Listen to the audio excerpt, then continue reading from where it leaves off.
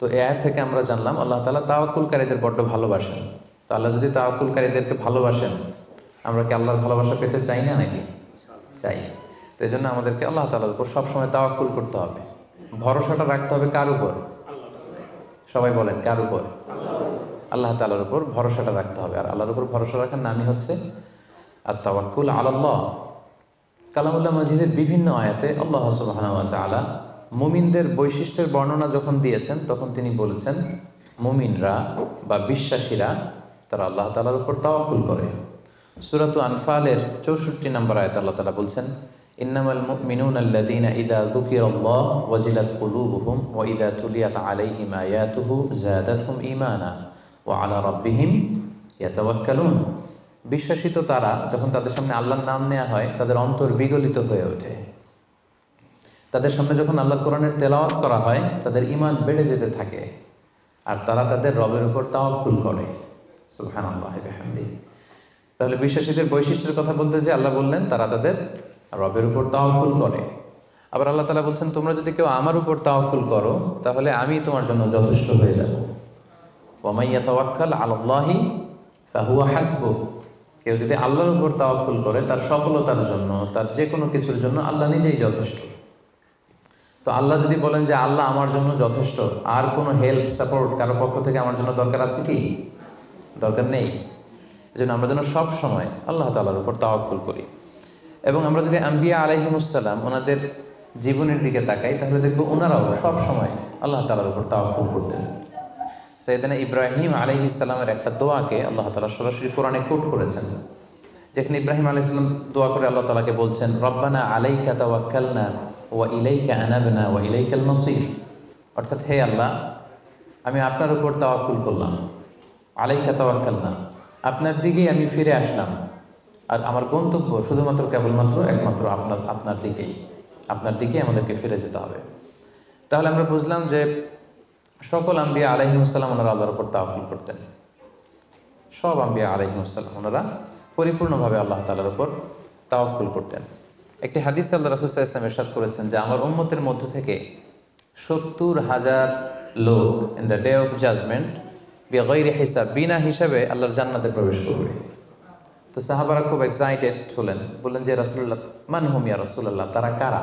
যে কোনো হিসাব হবে না, হিসাব ছাড়া 70,000 ডিরেক্টলি জান্নাতে ঢুকবে। রাসূল সাল্লাল্লাহু আলাইহি ওয়াসাল্লাম বললেন তাদের 4টা কোয়ালিটি থাকবে। কয়টা? 4টা কোয়ালিটি থাকবে। 1 নম্বর কোয়ালিটি হচ্ছে এরা নিষিদ্ধ ঝাড়ফুঁক করে না। 1 নম্বর কোয়ালিটি, তারা কোনো নিষিদ্ধ ঝাড়ফুঁক, তাবিজ ঝুলানো এগুলো করে না। 2 নম্বর হচ্ছে এরা কুফা, অশুভ, অপয়া এগুলোতে বিশ্বাস করে না। 3 নম্বর হচ্ছে এরা আগুনের ছ্যাঁকা দিয়ে চিকিৎসা করে না। 4 নম্বর কোয়ালিটি হচ্ছে তারা তাদের রবের উপর তাওয়াক্কুল করে। সুবহানাল্লাহ। তাহলে যে 70,000 লোকজন বিনা হিসাবে আল্লাহর জান্নাতে ডিরেক্টলি প্রবেশ করবে, তাদের 4টা অ্যাট্রিবিউট বা 4টা কোয়ালিটি, এর মধ্যে একটা কোয়ালিটি কিন্তু আছে, ওয়া আলা রাব্বিহিম ইয়াতাওয়াক্কালুন, তারা তাদের রবের উপর কি করে? তাওয়াক্কুল করে। তাওয়াক্কুলটা এত গুরুত্বপূর্ণ, ইভেন কি আল্লাহ রাসূল সাল্লাল্লাহু আলাইহি ওয়াসাল্লাম আমরা যখন ঘর থেকে বেরোবো তখন আল্লাহর উপর তাওয়াক্কুল করতে বলেছেন।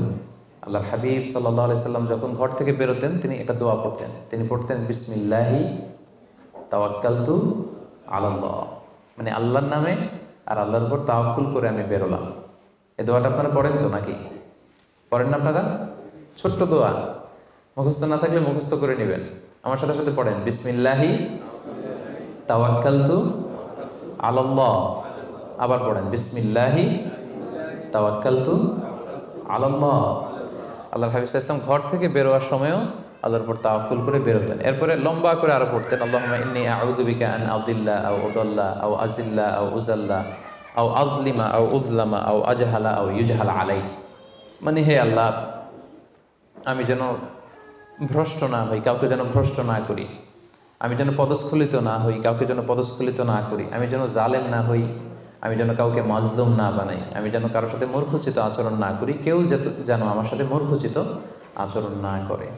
তাহলে দেখুন সম্মানিত ভাই এবং বোনেরা, সিম্পলি ঘর থেকে যখন আমরা বেরোবো তখনও কিন্তু আল্লাহ হাবিব সাল্লাল্লাহু আলাইহি ওয়াসাল্লাম আমাদেরকে শিখিয়েছেন আমরা যেন আল্লাহ তাআলার উপর তাওয়াক্কুল করি। তাই এই প্র্যাকটিসটা যেন আমরা বাড়াই।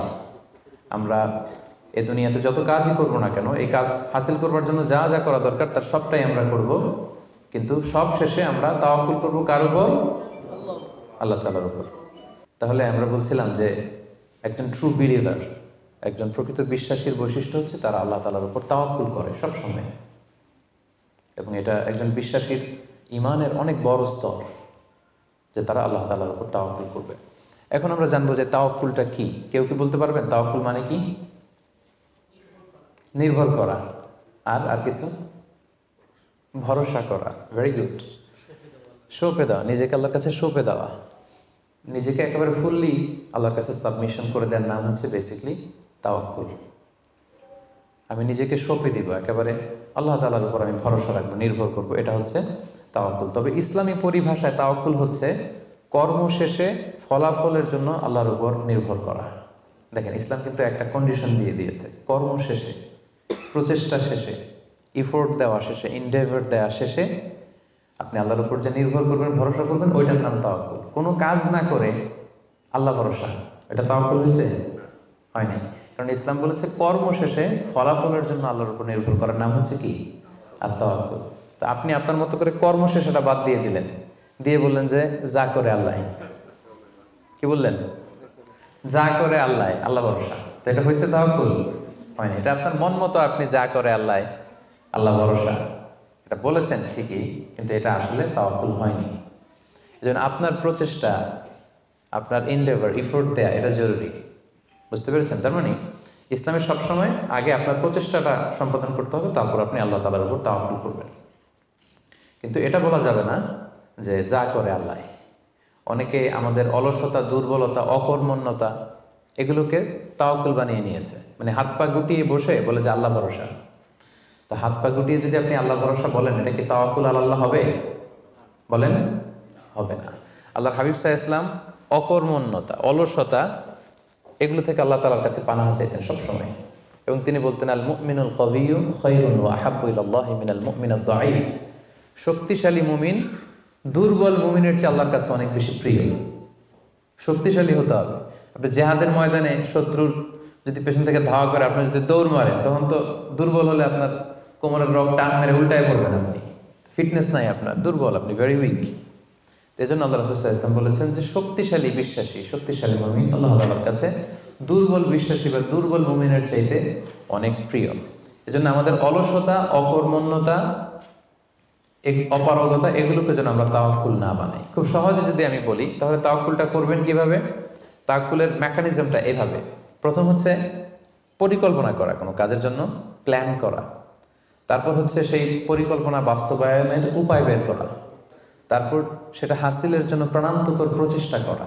এরপর প্রচেষ্টা শেষে আল্লাহর উপর ভরসা করা।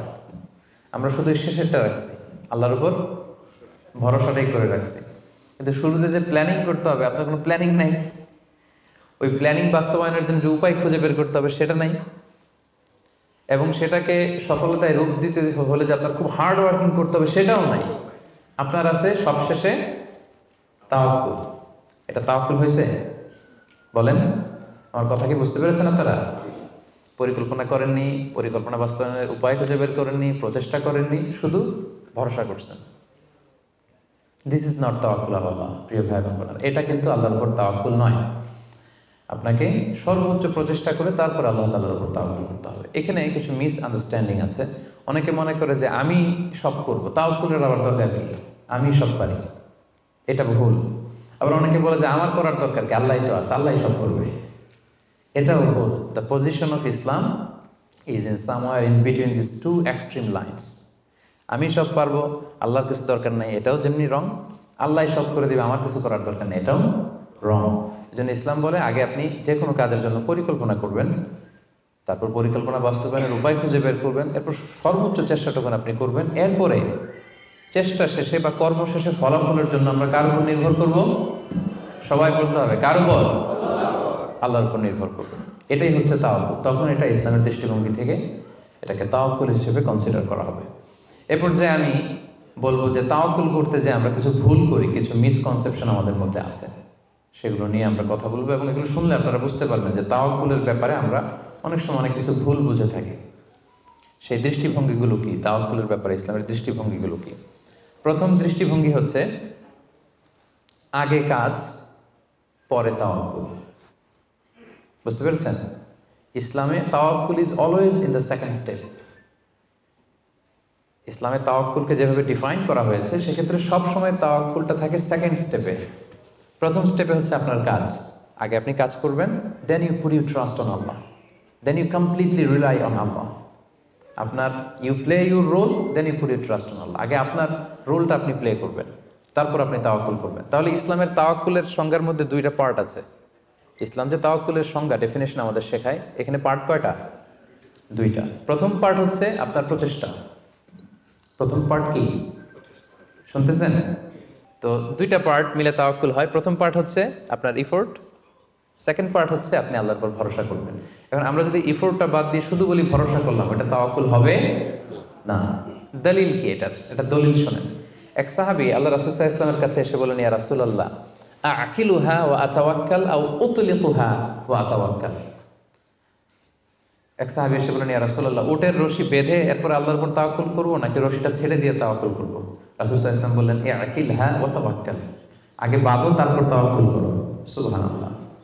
মানে উনি বোঝাতে চাইলেন, ইয়া রাসূলুল্লাহ আমি যদি ওটের রশি খুঁটিতে ভালো করে টাইট করে না বাঁধি ওটা থাকবে না তাওয়াক্কুল করলে? রাসূল বললেন, না থাকবে না। আগে ওটের রশিটা টাইট করে খুঁটির সাথে বাঁধো, তারপর আল্লাহর উপর কি করো? তাওয়াক্কুল করো। তাহলে এই কথা থেকে আমরা বুঝলাম তাওয়াক্কুল is always in the second step. সবসময় তাওয়াক্কুলটা পরে হয়। আমি শোনাবো আপনাদেরকে কোরআন থেকে, সুন্নাহ থেকে। তাওয়াক্কুলের কথা কোরআনে যতবার বলা হয়েছে সব সময় এর আগে আপনার প্রচেষ্টা, আপনার রোল প্লে করা, আপনার কাজ করা, আপনার শ্রম দেয়া, এটাকে আল্লাহ আগে এনেছেন, তারপর আল্লাহ বলেছেন তাওয়াক্কাল আলাল্লাহ। তাহলে তাওয়াক্কুলের ব্যাপারে ইসলামের প্রথম দৃষ্টিভঙ্গি হচ্ছে ইসলামের তাওয়াক্কুলটা দুই পার্টে বিভক্ত। প্রথমে আপনার প্রচেষ্টাটা সামনের দিকে পেশ করতে হয়, কাজ করতে হয়, তারপরে তাওয়াক্কুল। সহজ কথায় আগে কাজ পরে, আমার সাথে সাথে বলেন আগে কি? আগে পরে, মনে থাকবে? আচ্ছা, এত বুঝতেছেন আপনারা। দেখেন আল্লাহ রাসূল সাল্লাল্লাহু আলাইহি ওয়াসাল্লাম কিভাবে তাওয়াক্কুল করতেন। রাসূল সাল্লাল্লাহু আলাইহি ওয়াসাল্লাম ঘুমোতে যাওয়ার আগে লম্বা একটা দোয়া পড়তেন, খুব চমৎকার। যে দোয়াতে তিনি বলতেন যে আল্লাহ আমি নিজেকে সঁপে দিলাম, আমার পিঠকে আপনার কাছে আমানত রাখলাম, জামানত রাখলাম, হ্যাঁ আপনার কাছে আশ্রয় রাখলাম। এগুলো করার আগে তিনি আমাদেরকে শিখিয়েছেন যে ঘুমোতে যাওয়ার আগে ঘরের দরজা বন্ধ করতে হবে। কি করতে হবে? দরজা বন্ধ করতে হবে। এরপর তিনি শিখিয়েছেন যে বিছানায় যাবা, বিছানা ঝাড়তে হবে। বিছানা ঝাড়ার সুন্নাহ, বুঝতে পেরেছেন? পোকা থাকতে পারে, মাকড় থাকতে পারে, অনেক কিছু থাকতে পারে, বিছানা ঝাড়ার সুন্নাহ। এরপর রাসূল সাল্লাল্লাহু আলাইহি ওয়াসাল্লাম বলেছেন বাতি বন্ধ করার সুন্নাহ। এখন তো বাতি নেই, এখন লাইটের সুইচ আপনি অফ করবেন। তাহলে আগে আপনি দরজা জানালা বন্ধ করলেন, বিছানা ঝাড়লেন, এরপর বাতি বন্ধ করবেন, এরপরে তাওয়াক্কুলে যাবেন। এরপর উনি শুয়ে তাওয়াক্কুল করে কি পড়তেন দেখেন, তিনি পড়তেন আল্লাহুম্মা ইন্নী আসলামতু ওয়াজহি ইলাইক ওয়া ফাওয়াদতু আমরি ইলাইক ওয়া আলজা'তু যহরি ইলাইক রাগবাতান ওয়া রাহবাতান ইলাইক লা মালজা'a ওয়া লা মানজা'a মিন্না ইল্লা ইলাইক আল্লাহুম্মা আমানতু বিকিতাবিকাল্লাযী আনজালতা ওয়া নাবিয়্যিকাল্লাযী আরসালতা। কত সুন্দর দোয়া যে হে আল্লাহ আমি আমার চেহারাটা এখন আপনার দিকে ফেরালাম। আমি আমার নিজেকে, যেহেতু এখন আমি মরতে যাচ্ছি, ঘুম মানে কাইন্ড অফ ডেথ না, মৃত্যুর মতো, আমি তো মরতে যাচ্ছি, তো মরার আগে আমি নিজেকে আগে ইমানের সাথে আপনার কাছে সঁপে দিলাম। আমার এই পিঠটা, যেহেতু পিঠে আমরা শুই, পিঠটা আপনার কাছে আশ্রয় রাখলাম, আমানত রাখলাম। সুবহানাল্লাহ। রাসূল সাল্লাল্লাহু আলাইহি ওয়াসাল্লাম শুয়েই নিজেকে তাফওয়ীদ করেননি, আল্লাহর কাছে সঁপে দেননি, আগে কিছু কাজ করেছেন। দরজা জানালা বন্ধ করে, বিছানা ঝেড়ে, লাইট অফ করে, তারপরে তিনি বলতেন আল্লাহ আমি নিজেকে আপনার কাছে সঁপে দিয়ে আমি তাওয়াক্কুল করলাম। এবার তাওয়াক্কুলের ব্যাপারটা বুঝতে পেরেছেন না, যে আগে কাজ করতে হয় পরে তাওয়াক্কুল। তাওয়াক্কুলের সবচাইতে চমৎকার ডেফিনিশন দিয়েছেন ইসলামের দ্বিতীয় খলিফা সাইয়েদনা ওমর ফারুক রাদিয়াল্লাহু তাআলা আনহু। উনি একবার ইয়ামান থেকে আসা কিছু লোকদের সাথে সাক্ষাৎ করলেন মসজিদে নববীতে। জোহরের সালাত শেষে উনি দেখলেন যে সবাই যার যার কাজে চলে যায়, কিন্তু ইয়ামানে কিছু লোক গোল হয়ে বসে শুধু তাসবিহ পড়ে। আসরের নামাজের পরে উনি খেয়াল করে দেখলেন সবাই নামাজ শেষে চলে যায়, এরা যায় না, এরা বসে তাসবিহ পড়ে আর জিকির করে। মাগরিবের সালাত শেষেও একই ঘটনা, তিনি দেখলেন যে সবাই চলে যায়, এরা যায় না। ওমর ফারুক রাদিয়াল্লাহু তাআলা একটু কিউরিয়াসিটি, আউট অফ কিউরিয়াসিটি উনি গেলেন তাদের কাছে, যে বললেন মান আনতুম, তোমরা কারা? তারা উত্তরে বলল নাহনু আল মুতাওয়াক্কিলুন, আমরা আল্লাহর উপর তাওয়াক্কুলকারী। তারা কি বলল? আল্লাহর উপর তাওয়াক্কুলকারী। ওমর ফারুক বললেন এই যে আল্লাহর উপর তাওয়াক্কুল করে যে বসে আছো, তোমরা খাও কোত্থেকে? ফুড আসে কোত্থেকে? তো এরা বললো আমাদের জিকির আজকার তাসবিহ বুজুর্গি দেখে আশেপাশের লোকজন খাবার দিয়ে যায়, ওইটা খাই। ওমর ফারুক বললেন তাহলে তো তোমরা আল্লাহর উপর তাওয়াক্কুল করো নাই, যারা গম্বুজ দিয়ে যায় ওইটার উপর তাওয়াক্কুল করছো। ইন্নামাল মুতাওয়াক্কিলুল্লাযী ইউলকি হাব্বাতান ফিল আরদি সুম্মা ইয়াতাওয়াক্কালু আলাল্লাহ। আসল তাওয়াক্কুলকারী তো সে যে জমিনে যে আগে বীজ রোপণ করবে, তারপরে ফসলের জন্য আল্লাহর উপর তাওয়াক্কুল করবে। এখন আপনি ফসল খেতে যে বসে মাথার মধ্যে হাত দিয়ে তাওয়াক্কুল করে বসে আছেন, মাঠের ভেতর থেকে ধান উঠবে নাকি? গম উঠবে? ডাল চাল কিছু পাওয়া যাবে? যাবে না। তার মানে মাঠের মধ্যে যে বসে আল্লাহ ভরসা করলেই এখান থেকে ফসল আসবে না। ওমর ফারুক বললেন, আগে বীজ রোপণ করতে হবে, প্রচেষ্টা করতে হবে, তারপরে তোমরা আল্লাহ তাআলার উপর তাওয়াক্কুল করবে। ওমর ফারুক রেগে গেলেন, এদেরকে বললেন, এই ইয়ামানবাসী, আজকে থেকে নামাজের পরে যদি এখানে বসে থাকো পিটায় বের করবো, বেরো মসজিদ থেকে, বেরো। নামাজের সময় নামাজে আসবো, এরপরে কাজে চলে যাবো। সুবহানাল্লাহ, কত ব্যালেন্সড আমাদের ইসলাম। ইসলাম আমাদেরকে তাওয়াক্কুলের শিক্ষা দেয়, কিন্তু ইসলাম বলে আগে কাজ পরে। সবাই বলেন আগে কি পরে? কথা কি ক্লিয়ার বুঝতে পারতেছেন? একেবারে ক্লিয়ার না? আগে কাজ করতে হবে, পরে আপনি আল্লাহ তাআলার উপর তাওয়াক্কুল করবেন। 2 নাম্বার পয়েন্ট, আরো ইন্টারেস্টিং পয়েন্ট, সেটা হচ্ছে সতর্কতা অবলম্বন করা কিন্তু তাওয়াক্কুল বিরোধী না। Taking precautions doesn't contradict with তাওয়াক্কুল। আমরা অনেকে ভুল করে ফেলি, আমরা মনে করি যে তাওয়াক্কুলি যখন করবো সতর্কতার দরকার কি, সাবধান থাকার দরকার কি, আমি তো তাওয়াক্কুলি করলাম। না, ইটস অ্যাবসলিউটলি রং। সতর্কতা অবলম্বন করা, প্রিকশন নেওয়া, এটা তাওয়াক্কুল বিরোধী নয়। আমি একটু আগে বলেছিলাম যে কোরআনে যখনই তাওয়াক্কুলের কথা আল্লাহ বলে, আগে কিছু কাজ বাতলে দেয়। দেখেন সূরা ইউসুফ থেকে আমি শোনাই। সাইয়েদনা ইয়াকুব আলাইহিস সালামের 10 ছেলে দুর্ভিক্ষের কবলে পড়ে ফিলিস্তিন থেকে মিশরে যাবেন খাদ্য সংগ্রহ করতে। তো উনি ছেলেদেরকে উপদেশ দিয়েছেন, বললেন, ইয়া বানিয়া লা তাদখুলু মিন বাবিন ওয়াহিদ ওয়াদখুলু মিন আবওয়াবিন মুতাফাররিকা। বললেন, ও আমার ছেলেরা, ফিলিস্তিন থেকে যখন মিশরে যাবে, মিশরের এক দরজা দিয়ে 10 ভাই একসাথে প্রবেশ করবে না।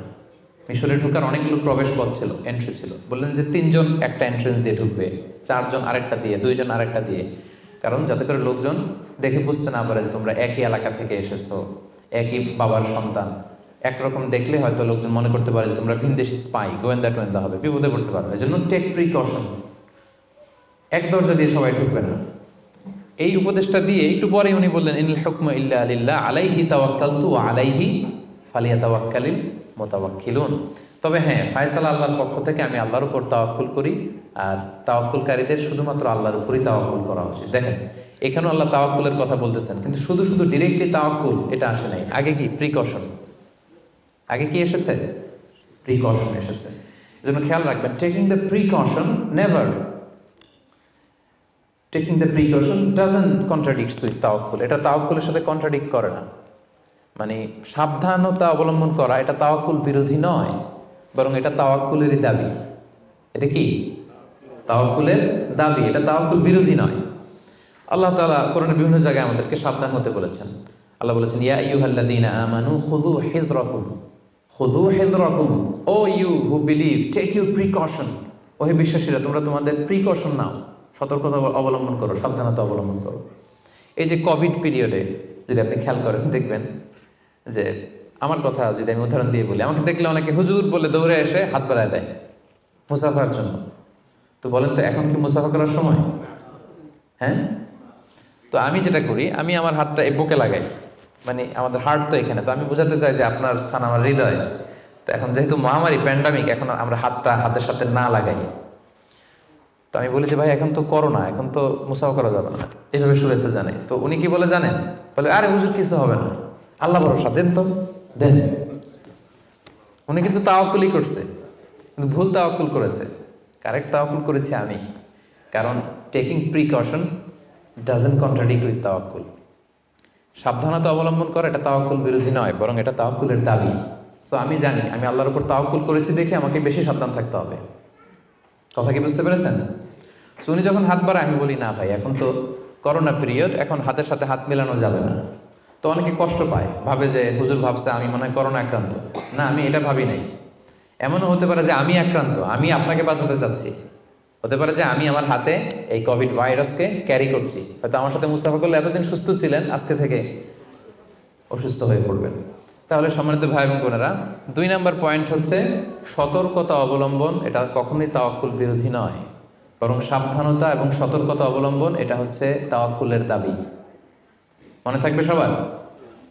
তাওয়াক্কুলের ব্যাপারে 3 নম্বর পয়েন্টস হচ্ছে, ইসলামে পাখিকে তাওয়াক্কুলের মডেল হিসেবে উপস্থাপন করা হয়েছে। Birds are the model of তাওয়াক্কুল ইন ইসলাম।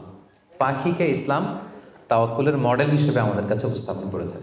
এটা কিভাবে? একটা হাদিস শুনলে আপনারা বুঝতে পারবেন। আল্লাহর হাবিব সাল্লাল্লাহু আলাইহি ওয়াসাল্লাম বলেছেন, লাউ আন্নাকুম তাওয়াক্কালুনা আলাল্লাহি হাক্কা তাওয়াক্কুলিহি লা রাযাকাকুম কামা ইয়ারসুকুত তায়র তাগদু খিমাসান তারুহু বিতানা। আল্লাহর হাবিব সাল্লাল্লাহু আলাইহি ওয়াসাল্লাম ইরশাদ করেন যে, তোমরা যদি আল্লাহর উপর সঠিকভাবে তাওয়াক্কুল করতে পারো, তাহলে পাখিকে আল্লাহ যেভাবে রিজিকের ব্যবস্থা করেন, তোমাদের সবাইকে আল্লাহ ওইভাবে রিজিকের ব্যবস্থা করতেন। আর পাখি কি করে? তাগদু খিমাসান, প্রতিদিন সকালে খালি পেটে বের হয়ে যায়। তারুহু বিতানা, বিকেলবেলা ওদর ভর্তি করে, পেট ভর্তি করে, আর আবার পাখির নিড়ে ফিরে আসে। সুবহানাল্লাহ। দেখেন, পাখিকে এখানে তাওয়াক্কুলের মডেল হিসেবে উপস্থাপন করা হলো। পাখি সকালবেলা কি করে? খালি পেটে বের হয়ে যায়। পাখি কি পাখির বাসায় বসে থাকে? কি করে? সবার আগে কিন্তু পাখি ঘুম থেকে ওঠে, জানেন তো? আমি হব সকালবেলার সবার আগে কুসুম বাগে উঠবো আমি ডাকি। তো পাখি সবার আগে উঠে পাখি তার নিড থেকে, বাসা থেকে কিচির মিচির করতে করতে দেখবেন যে বেরোয় পড়ে। মানে ভেরি হার্ড ওয়ার্কিং। তারা বনে, বাদারে, নদীতে, জঙ্গলে ছুটতে থাকে।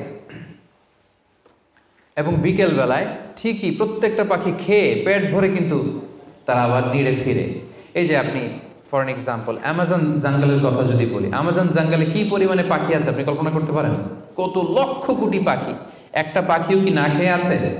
প্রত্যেকটা পাখিকে আল্লাহ তাআলা ওদর পূর্তি করে, তিনি তো রাজ্জাক, ওদর পূর্তি করে আবার পাখির নিড়ে ফিরিয়ে দেয়। তাহলে তাওয়াক্কুল করতে চাইলে পাখির মতো তাওয়াক্কুল করতে হবে। তাওয়াক্কুল যদি আমরা করতে চাই, আনসার মি, কিসের মতো তাওয়াক্কুল হবে? সবাই বলেন, তাওয়াক্কুল কিসের মতো হবে? পাখির মতো। পাখি যেমনি হাত গুটিয়ে বসে থাকে না তাওয়াক্কুল করে, সকাল বেলায় বাসা থেকে বের হয়ে পড়ে, কিচির মিচির করতে করতে ছুটতে থাকে, তারপরে ঠিক আল্লাহ তাআলা তার রিজিকের ব্যবস্থা করে তাকে নিড়ে ফিরিয়ে দেয়। তাহলে birds are the model of তাওয়াক্কুল ইন ইসলাম। আমাদেরকে খেয়াল রাখতে হবে যে হাত গুটিয়ে বসে থাকার নাম তাওয়াক্কুল না, সর্বোচ্চ প্রচেষ্টা করে আল্লাহর উপর ভরসা করা, এটার নাম হচ্ছে কি? তাওয়াক্কুল। কারণ ইসলাম সবসময় আমাদেরকে কাজের জন্য উৎসাহিত করে। আল্লাহ তাআলা বলছেন, ফাইদা কুদিয়াতিস সালাতু ফান্তাশিরু ফিল আরদি ওয়াবতাগু মিন ফাদলিল্লাহ। যখন সালাত শেষ হয়ে যায় তোমরা জমিনে ছড়িয়ে পড়ো। নামাজ শেষে বসে থাকার কথা বলা হয়নি, ছড়িয়ে পড়ো। শিক্ষক যাবে স্কুলে, কৃষক যাবে মাঠে, রাজনীতিবিদ যাবে সংসদ ভবনে, ব্যবসায়ীরা যাবে মার্কেট প্লেসে, যাদের যেখানে কাজ ওখানে। আবার আজান হবে, আবার ফিরে আসবে, আবার নামাজ শেষ, আবার কাজে চলে যাবে। সালাত শেষ তো কাজে নেমে পড়ো। ওয়াবতাগু মিন ফাদলিল্লাহ, আল্লাহ বললেন আমার ফদল তালাশ করো। ফদল মানে আল্লাহর অনুগ্রহ, যেটাকে তাফসিরে এসেছে রিজক। রিজক বা ফদল কিন্তু মসজিদের ভেতরে থাকে না, ফদল থাকে মসজিদের বাইরে। ফদল কই থাকে? এজন্য মসজিদ থেকে যখন আমরা বেরোই আমরা কি দোয়া পড়ি? পড়েন তো, আল্লাহুম্মা ইন্নী আসআলুকা মিন ফাদলিক। আল্লাহ তোমার ফদল চাই আমরা, মানে রিজিক চাই। ইবাদত তো করলাম, এবার কিছু রিজিকের ব্যবস্থা করো, কিছু ডাল ভাতের ব্যবস্থা করো। তো এজন্য ইসলাম কিন্তু সবসময় আমাদেরকে কাজ করা, প্রচেষ্টা করা, এটার ব্যাপারে উৎসাহিত করে। আমি তো সবসময় আলোচনায় বলি যে কাজে কোনো লজ্জা নেই। লজ্জা কিসে? অলসতায়। হ্যাঁ, ভিক্ষাবৃত্তিতে লজ্জা, অলসতায় লজ্জা। আমি সবসময় বলি যে পরিশ্রমে করলে যে ঘাম ঝরে, সে পরিশ্রমের লোনা ঘামে জন্মায় সফলতার বীজ। পরিশ্রমে কোনো লজ্জা নেই। ইসলাম সবসময় আমাদেরকে পরিশ্রম করতে শেখায়। তাওয়াক্কুলের ব্যাপারে ইসলামের সর্বশেষ দৃষ্টিভঙ্গি হচ্ছে আমরা সবাই আল্লাহ তাআলার সাহায্য চাই, কিন্তু আল্লাহ তাআলার সাহায্যের পূর্ব শর্ত হচ্ছে আগে প্রচেষ্টা করা, চেষ্টা করা। আপনি যদি চেষ্টা না করেন আল্লাহ তাআলার সাহায্য কখনো আসবে না। আগে আপনাকে চেষ্টা করতে হবে। আল্লাহ তাআলা নিজেই কালামুল্লাহ মাজিদে ইরশাদ করেছেন, ইন্নাল্লাহা লা ইউগাইয়িরু মা বিকওমিন হাত্তা ইউগাইয়িরু মা বিআনফুসিহিম। আল্লাহ ততক্ষণ পর্যন্ত কোনো জাতির ভাগ্যের পরিবর্তন ঘটায় না যতক্ষণ না তাদের ভাগ্য পরিবর্তনের চেষ্টা তারা নিজেরা না করে, ততক্ষণ পর্যন্ত আল্লাহ কখনো সাহায্য পাঠাবেন না। ইভেন কি নবীদের ক্ষেত্রে ওনারা চেষ্টা না করলে আল্লাহ সাপোর্ট পাঠাতেন না। এমনকি নবীদের ক্ষেত্রে দেখুন, জুলাইখা সাইয়েদনা ইউসুফ আলাইহিস সালামের চরিত্র হনন করবার জন্য 7টা দরজায় তালা ঝুলিয়ে, রিফ্লেকশন ফ্রম সূরা ইউসুফ আমি আমার ফেসবুকে লাইভ করছি, আপনারা কি ওটা ফলো করেন? সেখানে করেন না? তো সেখানে আমি বলেছি যে 7টা দরজায় তালা ঝুলিয়ে ইউসুফ আলাইহিসসালামকে নিষিদ্ধ প্রেমের প্রস্তাব দেয় জুলাইখা, কিন্তু ইউসুফ আলাইহিসসালাম এটাকে প্রত্যাখ্যান করে। তিনি বলেন না, আমি আল্লাহকে ভয় পাই। কিন্তু জুলাইখাও ছাড়ার পাত্রী না, যে কোনো মূল্যে সে তার ডিজায়ারকে ফুলফিল করবে। এখন ইউসুফ আলাইহিসসালাম কি করবেন? উনি বাঁচার জন্য দিলেন দৌড়। কি করলেন? দৌড় দিলেন। ওয়াস্তাবাকাল বাব, দিলেন দৌড়। যখনই তিনি দৌড় দিলেন, সাথে সাথে দরজার তালা খুলে গেল, অটোমেটিক্যালি, মিরাকুলাসলি, অলৌকিকভাবে তালা খুলে গেল। এতক্ষণ কিন্তু তালা খুলে নাই। কখন খুলছে? যখন দৌড় দিছে। তো আগে দৌড়টা দিতে হবে। সাহায্যটা যে আল্লাহ আপনারে দিতে চায়, আল্লাহ যে বসে আছে ভান্ডার নিয়ে, ওইটা নেয়ার যে প্রসেসিং, ওইটার যে সিস্টেম, ওইটা তো আপনাকে ফুলফিল করতে হবে। এক লোক হুজুরের কাছে যে দোয়া চাইছে, হুজুর দোয়া করবেন আমার জন্য একটা ছেলে হয়। হুজুর দোয়া করে দিছে, ছেলে আর হয় নাই। পরের বছর আবার, হুজুর একটু দোয়া করে দেন যেন ছেলে হয়। হুজুর দোয়া করলেন, কিন্তু ছেলে হয়নি। এরপরের বছর আবার, হুজুর তো দোয়া করবেন আমার যেন আল্লাহ ছেলে দেয়। হুজুর বলল ঘটনা কি? তো যুবকটা এটাকে বলতেছে, বাবা বিয়ে করেছো? না। বিয়ে করেছো? না, বিয়ে করি না। তো বিয়েটা না করলে ছেলে আসবে কোত্থেকে? আগে তো বিয়ের পর্বটা সারবি, তারপরেই না আল্লাহ ছেলে দেবে। কি বলেন? তো ওই আল্লাহ সাহায্য আসার জন্য যেটা দরকার ছিল, তখন একটা দৌড়ের দরকার ছিল। ইসু আলাইহিসসালাম দিলেন দৌড়, সাথে সাথে দরজা খুলে গেল। মুসা আলাইহিসসালামের কথা খেয়াল করেন। ফেরাউন তার সৈন্য সামন্ত নিয়ে মুসা আলাইহিসসালাম এবং বনী ইসরাঈলকে ধাওয়া করলেন। ওনারা বাঁচার জন্য দৌড়ালেন। যেতে যেতে যেতে যেতে দেখলেন সামনে বিশাল লোহিত সাগর। এখন তো যাওয়ার আর জায়গা নেই, সাগরে ডুবতে হবে। মুসা আলাইহিসসালাম যেই কি দেখলেন যে সাগরের মাঝখানে বিশাল রাস্তা হয়ে গেছে, না, হয়নি। আল্লাহ তাআলা মুসা আলাইহিসসালামকে বললেন, মুসা আনিদ্রিব বিআসাকাল বাহর, তোমার লাঠি দিয়ে সাগরে একটা বাড়ি মারো। আচ্ছা, মুসা আলাইহিসসালাম লাঠি দিয়ে সাগরে বাড়ি না মারলে কি আল্লাহ রাস্তা বানাতে পারে না? পারে না? পারে। কিন্তু আল্লাহ চাচ্ছেন যে মুসা তার রোলটা প্লে করুক। আমার দেয়ার একটা সিস্টেম আছে, আমার সাপোর্ট অ্যান্ড হেল্প দেয়ার একটা প্রসেস আছে। আনিদ্রিব বিআসাকাল বাহর, লাঠি দিয়ে সাগরে একটা বাড়ি মারো। উনি তাই করলেন, লাঠি দিয়ে সাগরে বাড়ি মারতে দেরি, মুহূর্তের মধ্যে বিশাল রাস্তা। তাহলে দেখেন যে আল্লাহর সাহায্য প্রাপ্তির প্রথম শর্ত হচ্ছে আপনাকে প্রচেষ্টা করতে হবে। মারিয়াম আলাইহিস সালাম, ওনার গর্ভে আল্লাহ স্বামী ছাড়া সন্তান দিলেন। কি নাম সে সন্তানের? বলেন, ঈসা আলাইহিস সালাম। তো সন্তান ভূমিষ্ঠ হওয়ার পরে উনি প্রচন্ড ক্লান্ত, শ্রান্ত, পেরেশান, প্রচন্ড ক্ষুধা। খেজুর গাছের নিচে বসেছিলেন, উপরে টসটসে খেজুর, প্রচন্ড ক্ষুধা। আল্লাহ বললেন ওয়া হুজ্জি, মারিয়ামকে বললেন, ক্লান্ত মারিয়ামকে, এইমাত্র বেবি ডেলিভারি হয়েছে, ওয়া হুজ্জি ইলাইকি বিজিযআইন নাখলাতি তুসাকিত আলাইকি রুতাবান জানিয়া, মারিয়াম একটু কষ্ট করে দাঁড়াও, দাঁড়িয়ে খেজুরের ডালটা ধরে একটু ঝাঁকুনি মারো, দেখবে যে টসটসে পাকা খেজুর নিচে পড়ছে। আল্লাহ চাইলে কি মারিয়াম এরকম টান না দিলে খেজুর নিচে ফেলতে পারেন না? পারেন। কিন্তু আল্লাহ চাচ্ছেন Mariam should play her role, সে যেন তার রোলটা প্লে করে, তারপর আল্লাহ তাআলার সাহায্য আসবে। তো সম্মানিত ভাই এবং বোনেরা, তাওয়াক্কুলের জন্য পূর্ব শর্ত হচ্ছে আপনার প্রচেষ্টাটা জরুরি। আপনি যদি প্রচেষ্টা না করেন, কখনোই আল্লাহ তাআলার সাহায্য আসবে। আমাদের অনেক ভাইরা আল্লাহর সাহায্যের অপেক্ষায় হাত পা গুটিয়ে বসে থাকে। তাদের না আছে তারা শত্রুর বিরুদ্ধে বিজয় চায়, তারা এই পৃথিবীতে জয় জয়কার চায়, কিন্তু না আছে তাদের বিজ্ঞানে উৎকর্ষতা, না আছে প্রযুক্তিতে উৎকর্ষতা, না আছে যুদ্ধের জন্য অস্ত্র শস্ত্রের উৎকর্ষতা, কোনো কিছুতে তাদের প্রিপারেশন নাই, গ্রুমিং নাই, কিন্তু তারা শত্রুদের বিরুদ্ধে, আল্লাহর শত্রুদের বিরুদ্ধে আল্লাহর সাহায্য চায়। আপনারা উত্তর দেন তো, আল্লাহ তাআলার সাহায্য পাওয়ার জন্য কি তারা উপযুক্ত হয়েছে? হয় নাই। You don't have the preparation, you don't have the grooming session, you don't have the effort and endeavor, so how do you get the help and support from Allah? কিভাবে পাবেন? আল্লাহর সিস্টেম তো এটা না। আপনাকে তো সর্বোচ্চ প্রচেষ্টাটা করতে হবে। তাহলে আমরা বুঝলাম, আমরা চেষ্টা না করলে আল্লাহর সাহায্য আসে না। আগে চেষ্টা করব, তারপরে তাওয়াক্কুল করব।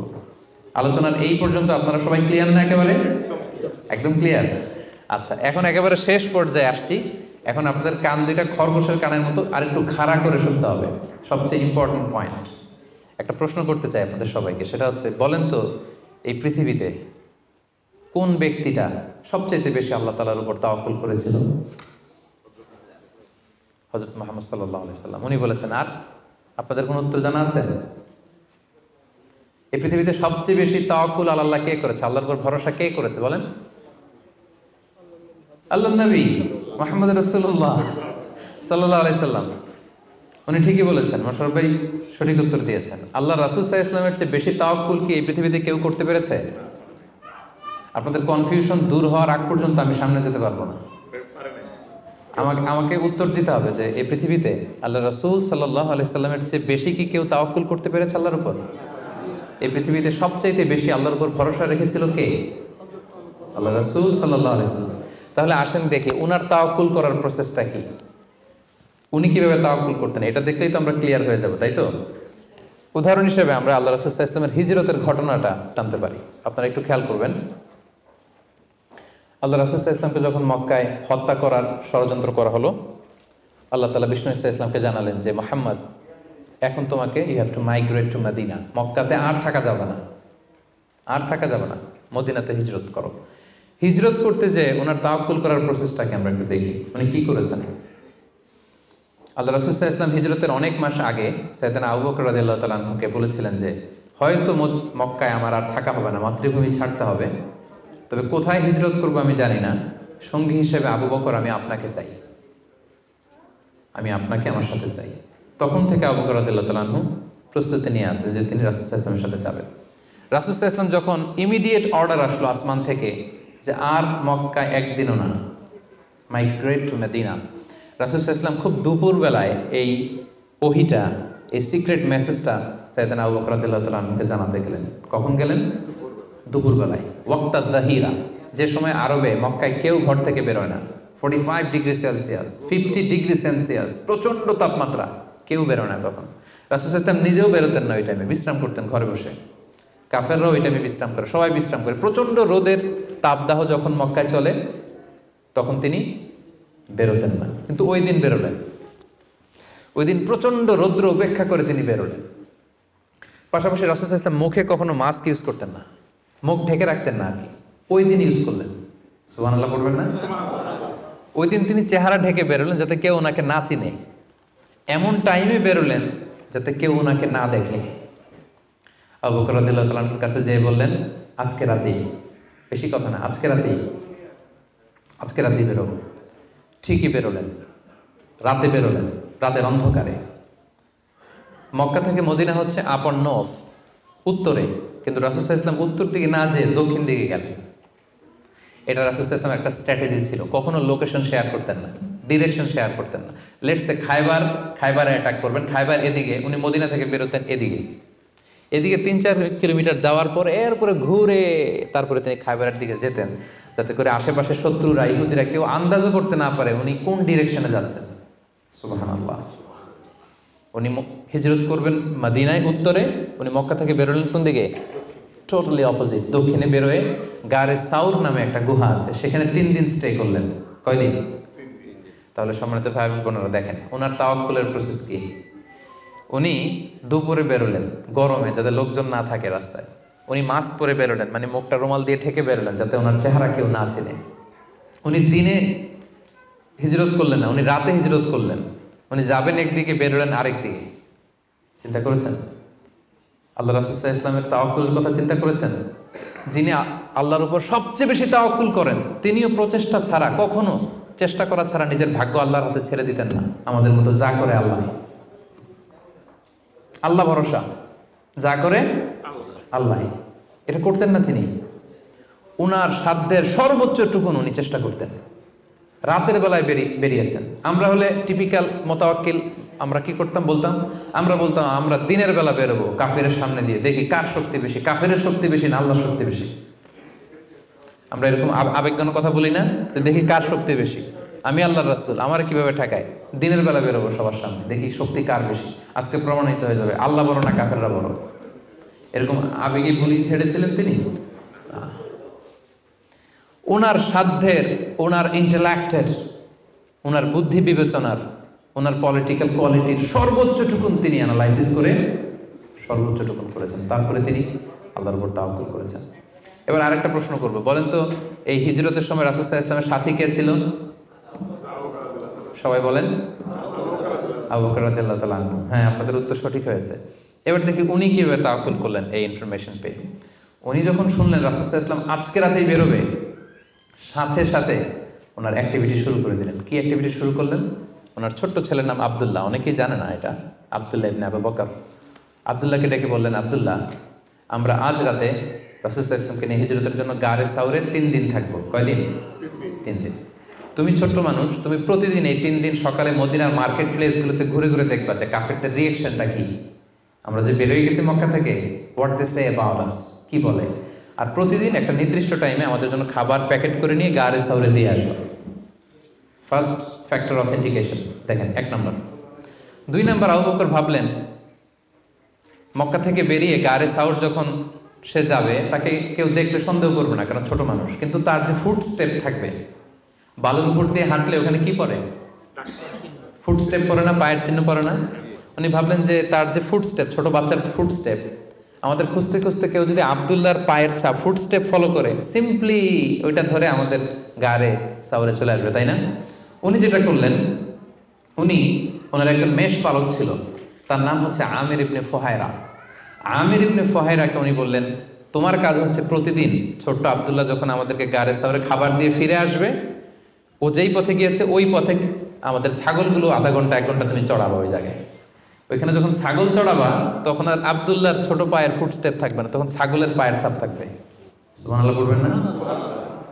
কি চমৎকার ভাবে উনি সতর্কতা অবলম্বন করেছেন, যাতে আব্দুল্লাহর পায়ের ছাপ বোঝা না যায়। তুমি আব্দুল্লাহ ফিরে আসার পরে সেখানে আমাদের মেষগুলো চারণা করবে, যাতে করে তার পায়ের ছাপগুলো মুছে যায়। এখানেই শেষ না। এরপর তিনি আব্দুল্লাহ ইবনে উরাইকিত নামে একজন স্পেশাল লোককে ভাড়া করলেন। উনি বললেন যে আমরা মদিনা যাব, সবাই যেই পথে যায় ওই পথে যাব না, কাফেলা যেই পথে মক্কা থেকে মদিনায় যায় ওইটাই যাব না, ভিন্ন আনফ্যামিলিয়ার আনইউজুয়াল কোনো পথ যদি থাকে সেই পথে আমরা যাব, সেই পথ তুমি জানো। তাকে ভাড়া করে রাখলেন। ঠিক তাই হলো। প্রতিদিন ছোট্ট আব্দুল্লাহ খাবার নিয়ে যায়, ও ফিরে আসলে আমির ইবনে ফুহায়রা ছাগল চড়ায় পায়ের ছাপ মুছে দেয়। আর 3 দিন শেষে আল্লাহ রাসূল সাল্লাল্লাহু আলাইহি ওয়াসাল্লাম সেই আব্দুল্লাহ ইবনে উরাইকিতকে নিয়ে ভিন্ন একটা পথে, সাহেলি পথে, সাগরের পাশ ঘেঁষে চলতে শুরু করলেন। কিছু দূর যাওয়ার পরে সে বলল যে এই পথে আমি অনেক দূর এসেছি, আর যাব না, এখান থেকে সোজা যদি আপনি হাঁটেন একেবারে মদিনা চলে যাবেন। সুবহানাল্লাহি ওয়া বিহামদিহি। দেখেন, এই ছিল ওনাদের আল্লাহ রাসূল সাল্লাল্লাহু আলাইহি ওয়াসাল্লাম, এবং পৃথিবীর সবচেয়ে শ্রেষ্ঠ মানুষ। নবীদের মধ্যে শ্রেষ্ঠ হচ্ছেন আল্লাহ রাসূল সাল্লাল্লাহু আলাইহি ওয়াসাল্লাম, আর সাহাবাদের মধ্যে সবচেয়ে শ্রেষ্ঠ কে ছিলেন? আবু বকর রাদিয়াল্লাহু তাআলা। মক্কায় তখন ঘোষণা দেয়া হলো যে আবু বকর এবং মুহাম্মদ পালিয়েছে, যে মুহাম্মদের মাথা কেটে দিতে পারবে তাকে 100 উট দেয়া হবে। তখন সুরাকা ইবনে মালিক নামে একজন লোক, সে সামহাও জানতে পেরেছে যে আবু বকর এবং আল্লাহ রাসূল সাল্লাল্লাহু আলাইহি ওয়াসাল্লাম এই পথে চলেছে। সে আল্লাহ রাসূল সাল্লাল্লাহু আলাইহি ওয়াসাল্লামের মাথা কাটার জন্য রওনা হয়েছে। পরবর্তীতে সে মুসলমান হয়েছে। কিন্তু সে যখন গেল, সে দেখলো যে আল্লাহ রাসূল সাল্লাল্লাহু আলাইহি ওয়াসাল্লাম ওটের উপরে চড়ে এত কোয়াইট এন্ড কাম, এত ঠান্ডা মাথায়, খুব প্রশান্তির সাথে তিনি কোরআন তেলাওয়াত করছেন। কি করছেন? শুধু ওট যাচ্ছে আর উনি কি করছেন? কোরআন তেলাওয়াত করছেন। কারণ now he is in the state of তাওয়াক্কুল। Now he is in the state of তাওয়াক্কুল। কারণ এখন তিনি তাওয়াক্কুলের স্টেটে আছেন। ওনার হাতে, ওনার মেধায়, ওনার ইন্টেলেক্টে, ওনার বুদ্ধিতে যা করার ছিল একটাও ছাড়েননি। সর্বোচ্চটা চেষ্টা করে উনি শেষ করে ফেলেছেন। Now he is in the state of তাওয়াক্কুল। এখন তিনি তাওয়াক্কুলের স্টেটে আছেন। কি করছেন? Now he is reciting the holy Quran, very quiet and calm. Suraqa দেখলো যে মুহাম্মদের কোনো টেনশন নাই, পুরা মক্কায় হইচই, সে তো অস্থির হয়ে পালাবে না। আমি দেখলাম দূর থেকে Muhammad is reciting the holy Quran, তিনি কোরআন তেলাওয়াত করছেন। কারণ তিনি এখন তাওয়াক্কুলের অবস্থায় আছে। ওনার সাধ্যের, ওনার প্রচেষ্টার সর্বোচ্চটুকু উনি করে ওনার ভরসাটা উনি রেখেছেন কার উপর? আল্লাহর উপর। এই জন্য সম্মানিত তিনি ভাই এবং বোনেরা, this is the true essence of তাওয়াক্কুল, যে আমরা এই পৃথিবীতে আমাদের সাধ্যের সর্বোচ্চটুকুন করব, যা করা লাগে আপনার সফলতার জন্য হালাল পন্থায় যা করা লাগে আপনি সর্বোচ্চটুকুন করবেন, আপনার প্রচেষ্টা চালিয়ে যাবেন, আপনি কৌশল অবলম্বন করবেন, আপনি প্রিকশন করবেন, আপনার যা যা করা লাগে এই দুনিয়ার পার্থিব জগতের সব কিছু আপনি করবেন। কিন্তু এগুলোর একটার উপর আপনি ভরসা রাখবেন না। ভরসা রাখবেন কার উপর? কোভিড-19 আপনি চিকিৎসা নেবেন, আপনি ভ্যাকসিন নেবেন, কিন্তু ভরসা ভ্যাকসিনের উপর নয়, ভরসা কার উপর? তাহলে ইসলাম আমাদেরকে শেখায় আমরা সর্বোচ্চ প্রচেষ্টা করব, আমরা সতর্ক থাকব, আমরা প্রিকশন নেব, আমরা এই পৃথিবীতে সফল হওয়ার যত মেকানিজম আছে সবটাকে সর্বোচ্চ রপ্ত করব, কিন্তু এগুলোর কোনোটার উপরে কিন্তু আমরা ভরসা করব না। আমরা ভরসা রাখবো কার উপর? And this is the true essence of তাওয়াক্কুল। এটাই হচ্ছে তাওয়াক্কুল।